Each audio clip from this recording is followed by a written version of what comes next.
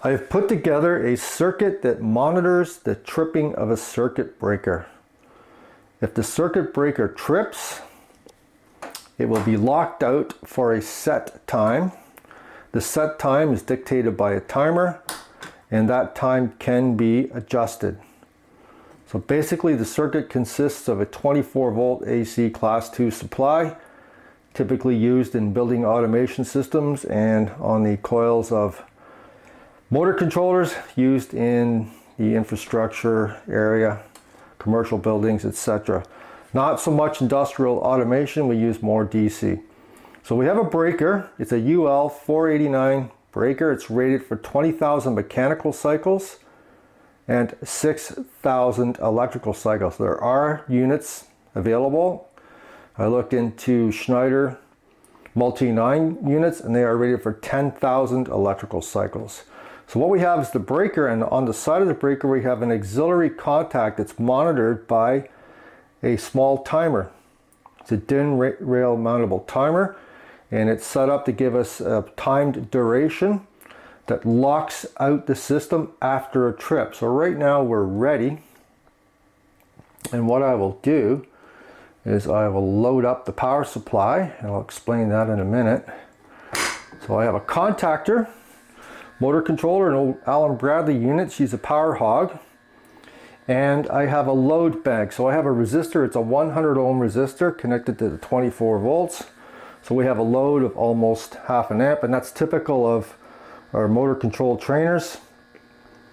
We're fused for 3/4 of an amp. That fuse is fast acting, but in this case, you can see we're well down below that.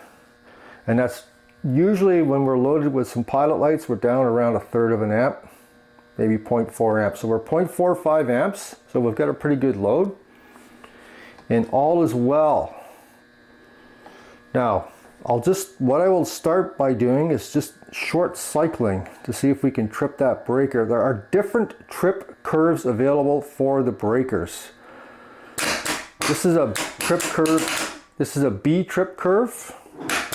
And it allows small inductive loads to turn on and off. So I have a load bank, and I'm oscillating that contactor, simulating some chattering, and the breaker does not trip. I've done this numerous times.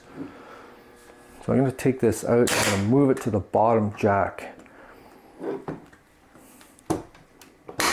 Excuse me. Now, so I have it loaded, and what I'm going to do now is I'm going to trip it. So what's going to happen is I am going to short between the 24 volt output terminals of this unit. And what you'll notice is that fault light will turn on and the ready light will go out. So I'll short it out. I have it set for a very short time period, 5 seconds, and I'm allowed to reset it so I can repeat this test over and over. So the light came back on. I'm going to short it again. And I just reset that breaker, and power won't be allowed to be delivered until it's reset. So I'll short it again. And again, I can adjust this for 10 minutes. That way it prevents the student from repeatedly shorting out the supply, and it makes them have a look at what's wrong with their circuit. Okay, so I just turned it back on without shorting it, and I will short it one more time.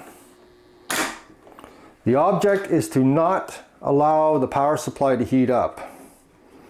So I will short this out 50 times in a row, once every 5 seconds, and it will be I'll allow it to heat up. I'll allow the load to generate the ambient or the running temperature on the power supply, and I'll short it out 50 times in a row and see if I can damage the power supply. Okay, so I just repeated 50 cycles of run and trip, and the power supply is not warming up at all. It's important to note that these breakers are a thermomagnetic trip unit, so they know the difference between a sustained overload and an instantaneous short circuit. So I don't think they're allowing enough current to flow to damage or heat up the power supply. I think they're catching the trip before it reaches dangerous levels. They have a very high interrupting rating also, if you're going to use it on a 120 or up to a 277 volt circuit. Yeah, they're pretty good breakers. So again, I'll demonstrate what I was doing. I did it 50 times in a row. We're drawing almost half an amp of current right now with the load bank and the contactor. I will short it out once again. We're faulted, it's tripped. I have it set for a fairly low time so that we can do this repetitively and not give the power supply a break. So I'm going to load it back up again so we're running again. I'll short it again. I did that 50 times in a row. Now, this circuit could be built into a class 2 distribution enclosure, and you could allow maybe 3-4 trainers to operate off of one unit. You may need a couple timers, but this, I'd be quite confident that this unit would be able to power up a couple of units, because they're not all powered at the same time. The loads, the switching of the contactors and the LED lights and so on are cyclical, so there's a little bit of load sharing on the power supply.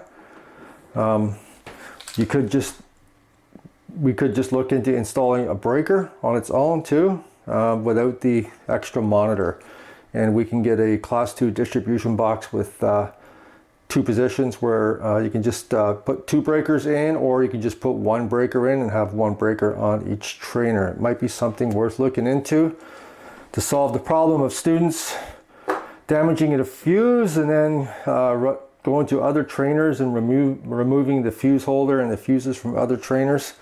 It forces them to look into their circuit, locks them out. Maybe they'll ask for help from a fellow student, or ask the instructor for some guidance on what's wrong with their circuit. So there you have it. That's one option on dealing with the fuse and fuse holder wear and tear issue on the trainer units. I think if you have a very high number of students come through, it kind of multiplies the issues.